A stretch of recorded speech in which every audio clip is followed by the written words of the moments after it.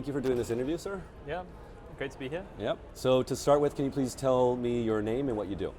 Yeah, so my name's Jonnie. I lead marketing at DeBridge, but so there's 4 of us on the management team. So we all have our our titles, but we're of course involved in everything from BD to product development, planning, all sorts of stuff. But yeah, like my kind of main focus is marketing and how that relates to growth.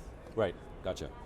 All right, so from the name DeBridge, I'm assuming it's related to like bridging. 100%. 100%.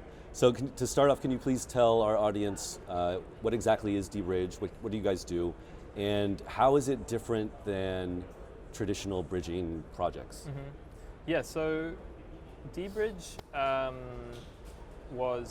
I think it's like the interesting backstory to DeBridge was Alex, the founder, and his co-founder Yarrow. Like they used to do a lot of arbitrage.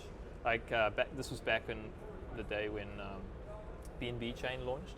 Okay. And they were doing a lot of arbitrage between trading between L1 and BNB chain. Right. And they started to run into problems like rebalancing their liquidity on centralized exchanges.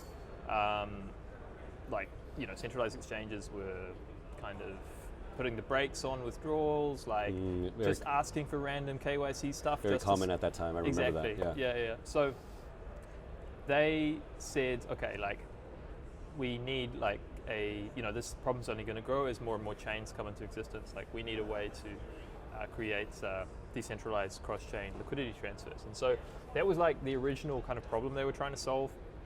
And DeBridge launched initially on using liquidity pools, which is the most common way to build a bridge. Sorry, just to slow down, to walk our audience through it. So you'd have 2 liquidity pools on either side of the, right? Yeah. So for example, ETH to BNB, you'd have a ETH liquidity pool and then a BNB liquidity pool. Exactly, Okay. yeah. And so the challenge of this, the kind of classical liquidity pool-based approach is, there's a few different challenges. Speed is the first challenge. So if you want to move from ETH to Polygon, for example, where you guys have your Verse token, you're going to be limited by the finality constraints of Ethereum. So you have to wait. Weakest link, basically. You have to wait. Well, it's like the synchronous approach. So things happen in a certain order. So you have to wait for the transaction to reach guaranteed finality on Ethereum before you get your funds on Polygon. Right, that makes sense. And so that's going to take around 10 to 15 minutes plus. So speed is the first constraint. The second one is in the first, particularly in 2022, even 2023, bridge security was a huge controversial topic. Right? There were tons. I mean, I'm in the news, so we covered tons of protocol, hacks on bridges. Yeah. I mean, there were so many to write about. I guess there were. Wormhole, multi-chain. There was more than 2 billion, I think, stolen. So initially, while DeBridge has never had a security incident, we kind of looked at these problems and we said, how do we build something that's actually going to solve the problem that originally we were trying to solve, which is being able to basically do DeFi everywhere in real time. So at the end of, I think it was around October 2022, we came up with this idea for a cross-chain liquidity network. So nowadays people call it intents. Okay. You've heard that term. Yeah. But back then that term didn't exist, so we called it a liquidity network. Basically the way it works is, instead of having this whole on-chain AMM liquidity pool stuff, basically it's very simple the way it works. I have 1 ETH on mainnet, and I want to move that to Base, for example. I want USDC on Base. I will accept, 1 ETH minus, let's say, $3 on Base from whoever can send it to me the fastest. And then they get to keep my 1 ETH on mainnet plus the like $3, for example. And so that's basically the way that DeBridge works. Obviously that's a very simplified version, but yeah, again, like this solves the honeypot issue. So you no longer have like several $1 billion locked in a liquidity pool. Right. But the North Koreans easy target, very easy target to see. Very easy target, and many different attack surfaces. The speed requirement is solved as well because the way that DeBridge works is like the private market makers, the people who are like seekers almost, or it seems like that. Like solvers. Solvers, solvers, exactly. So they can kind of decide like how, what finality requirements they'll accept on the source chain. So, you know, for Ethereum, instead of waiting like 32 or whatever, you know, however many confirmations, 15, whatever, they might say, okay, 1 confirmation. Because they're basically bidding. They're competing for speed. They're not bidding like because everyone like it's not RFQ like request for quote, because as the user you set the price. Mm-hmm. And then you just say, okay, whoever can send this the fastest. I mean, I meant bidding on time. Exactly. So yeah, like essentially that's how DeBridge works, and you know the speed aspect is pretty significant. Like when we launched we launched that kind of liquidity network approach in April 2023, and we cut the average bridge time down from like 15 minutes to 2 seconds. Wow. And that's so crazy. Yeah. What is so? I mean, those solvers are taking on some risk, right? Finality risk. Yes. Have there been issues on solvers getting what's it called? Not getting the funds? Or I mean, I know they take it on the risk, but I'm just curious from their perspective. How much can they push it? Yeah, so that's an interesting thing. Like it's totally up to them. Like one very interesting example that happened was I don't know if you remember, like last year there were these issues with Phantom Chain.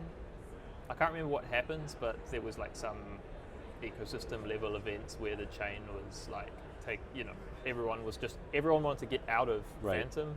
And this is like another problem with the liquidity pool based bridges, is that if you have everyone just exiting the liquidity pool, then like you can't get out anymore. Right, yeah. I mean, yeah, classic. Yeah.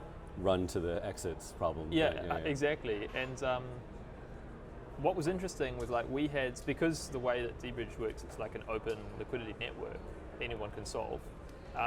Like we had solvers there that were like at the time willing to accept they were willing to sell like they were solving and they would take like $1.30 USDC, right? Like there's a premium on it, right? Of course, yeah. Like a risk premium or whatever. Yeah, risk premium. And so that's kind of the other interesting thing, is it like creates this like a dynamic market basically. Yeah. So and then the other like fundamental approach or idea behind this model is like that users don't have to take on the risk, and like professional private market makers, they're the ones who take the risk on of block reorgs, of like these repricing events.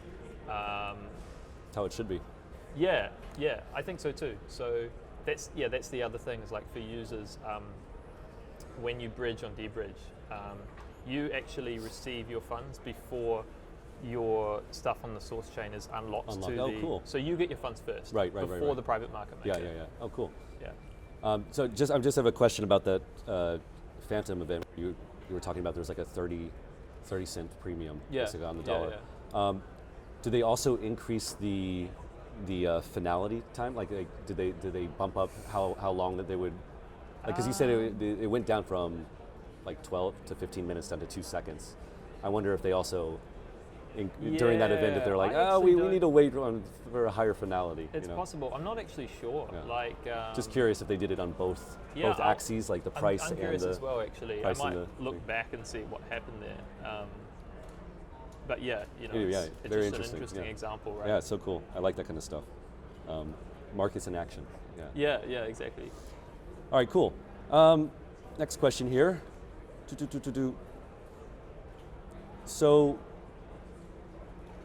you were talking about security and like the approach of traditional bridges where you have this like kind of one major liquidity pool, so easy to attack. And obviously security is a very kind of big selling point for DeBridge. How do you guys ensure security? And like, what exactly are you doing to make sure that DeBridge's security is good and not vulnerable? Actually. Yeah. No, I think it's a good question because there's a few different aspects of how we ensure that. So the first thing to know is that like we charge fees, and this is like a very big oversight in the space because if you look at some other, so for example, multi-chain, right? Yep. At one point, multi-chain, I think it was the biggest bridge. Like they had the most insane, like I can't even remember what their volumes were. It was like billions, like each in 24-hour cycle, you know. Yeah. And that's because they charge zero fees. They charge zero fees, and if you charge zero fees, how do you like incentivize a decentralized infrastructure, right? Yeah. Well, the answer in the case of multi-chain was they didn't. Yeah, VC money, I guess. They were spending VC money. They just had like it was completely centralized. Like the founder had like the multi-sig. I think there was some like regulatory action against them in China, and then the bridge just stopped, and like, you know, no one could access the. I mean, it was insane, right? So the first thing is that like DeBridge charges fees. We've actually built like the biggest bridge economy. So in terms of like our, this is actually another security issue that we think looking at like the liquidity pool-based bridges is like. They're competing for yield, you know. Mm-hmm. They're like actually like liquidity protocols, right? Because they, in order to ensure that there's they just need volume, basically. TVL. They have to have TVL, right? And in order to have TVL, they have to incentivize LPs. Yeah. And it's a competitive environment for yield in DeFi, right? Right. And so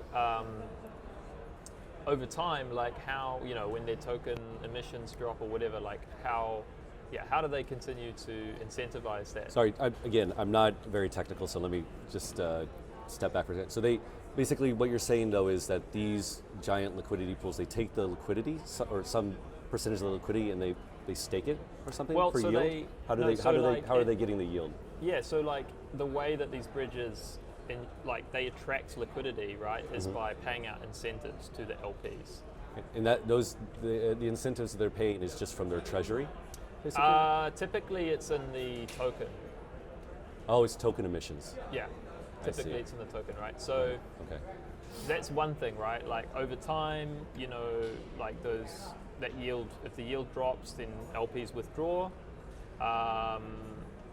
So it becomes this vicious. It's reflexive. Yeah, exactly. So that's the first thing. Like DeBridge charges 4 bips protocol fee. 4 bips goes to the private market maker, so the user pays 8 bips, and that ensures that like there's a decentralized infrastructure because we have our own messaging layer, so we have different validators. We need to incentivize them. So there's that aspect. There's obviously like the auditing aspect, right? So we work with Halborn Security, which is like one of the best firms in the space. We've had around like 27 audits, I think. Basically, we have this audit as a service relationship with them. They just audit like every single line of code we produce on an ongoing basis, and they're just constantly publishing reports. And then, like kind of as I talked about before, like the protocol level stuff. So, you know, the way that DeBridge works is important to know that the risk profile is way smaller than like the liquidity pool based approach, because, you know, if you're depositing in and out of this pool of like $1 billion or whatever,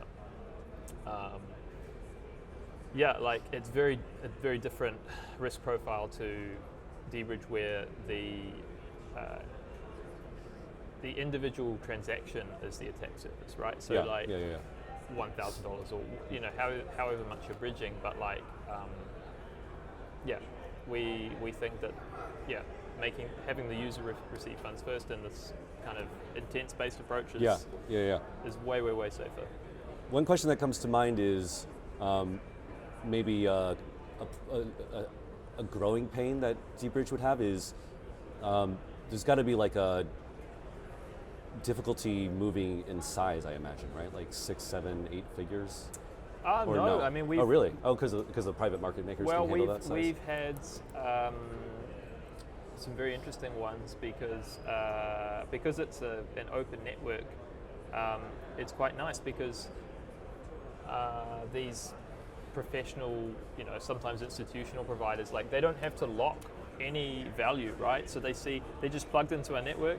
They see a 7-figure order. Like we had Wintermute, for example. They fulfilled I think it was like a $4 million order, and they like plugged into our network. They're like, okay, we're going to make a profit of like 1 ETH or whatever on this, or whatever it was. Yep. And then they filled it. Oh, nice. So okay. yeah, like the scaling issue is, and I mean here at the conference, like a lot of people I talked to were like, oh yeah, we want to become solvers, Yeah. Oh, cool.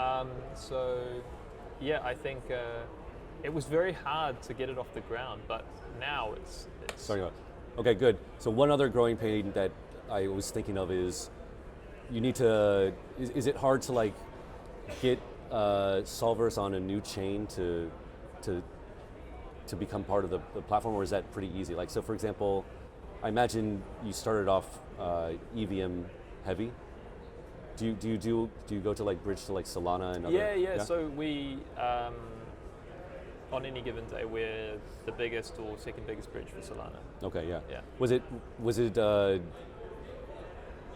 there any friction getting Solana solvers to join?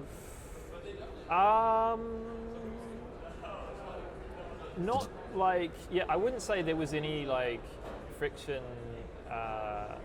Actually, it was kind of easy because like we spent a lot of time building out support for Solana, and at the time we launched this in mid 2023. Yeah. And at that time, like there was only one other provider, so not many people were doing it, and we had spent a lot of time building. Like we actually got a grant from the Solana Foundation. Oh, nice. Back in like of course. 2021, I think.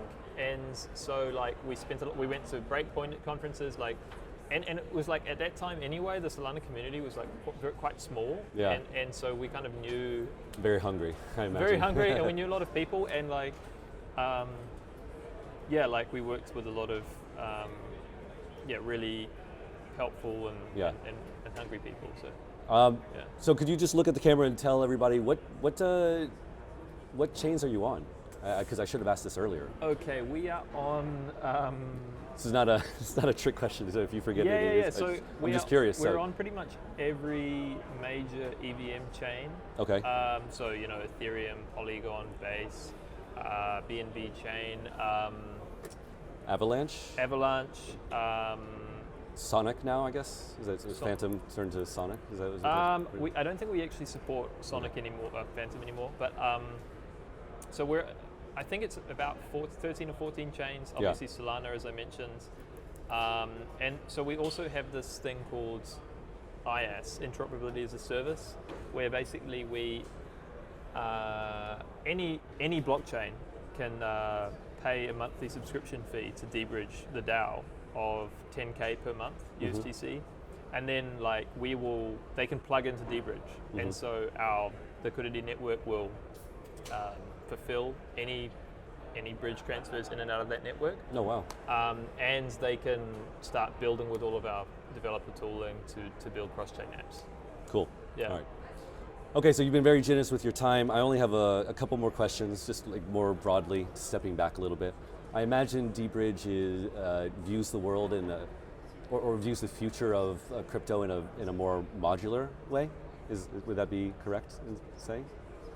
Yeah, I think we look at it as we think that there'll be like we want developers to be able to take a app-centric approach where they just deploy on whatever chain that like best fits their needs. Like if they want to build some like central limit order book application, then obviously like Solana or like Polygon for an NFT project maybe, I don't know.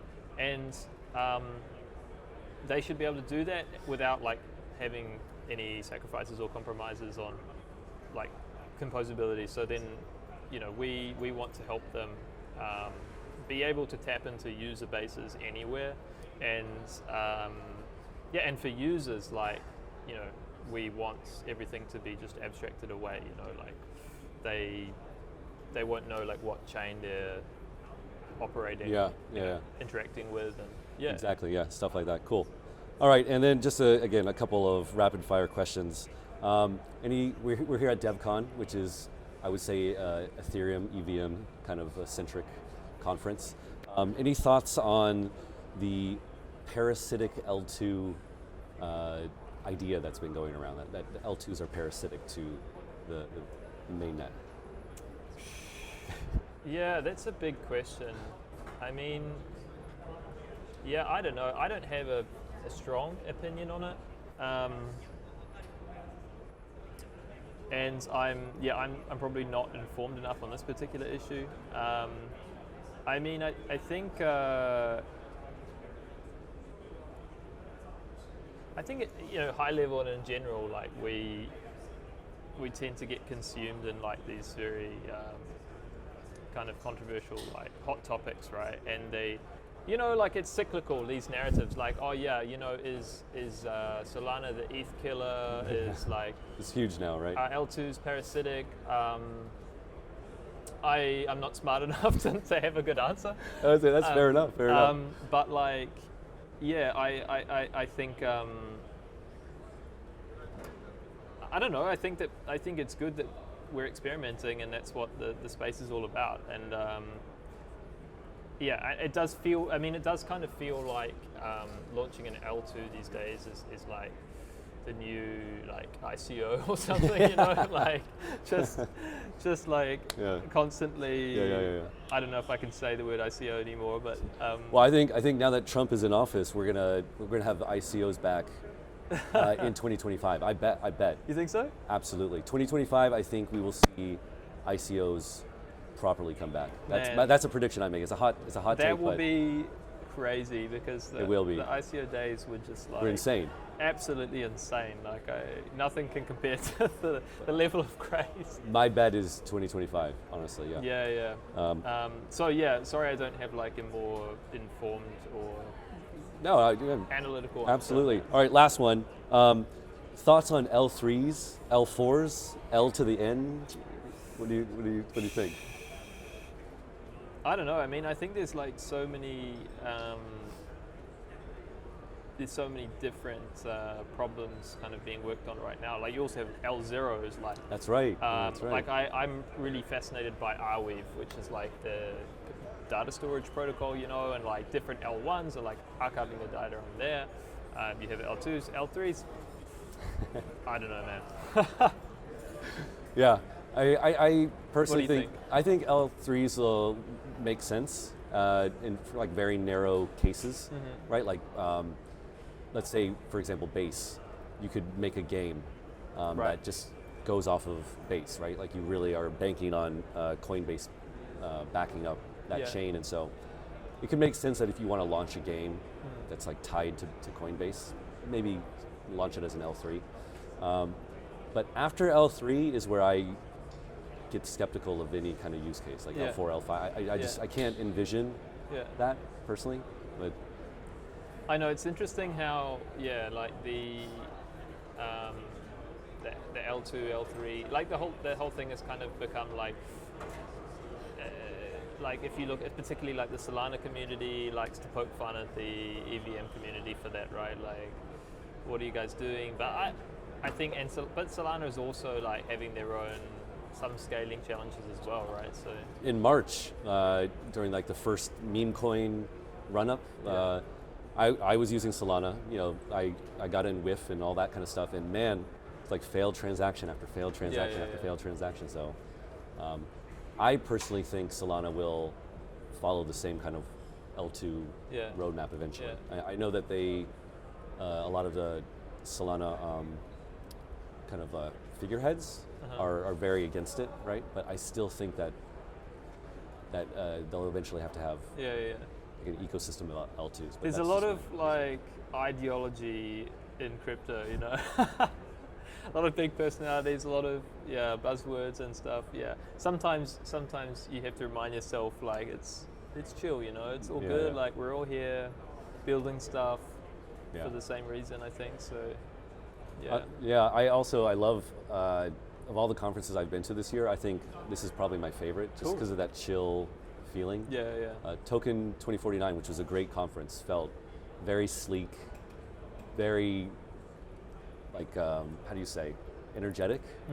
But this is a lot more friendly. Feels like more developer focused kind of thing, which I really like. Yeah, I was a bit afraid, you know, when Bitcoin started ripping, like thinking, oh man, this is going to be one of those bull market conferences, you know, where people are pulling up in Lambos and stuff. And I was like, I'm not ready for this, you know, like. I hear you. Yeah. All right, Jonnie, thank you very much. I appreciate it. Likewise. Thanks a lot for having me.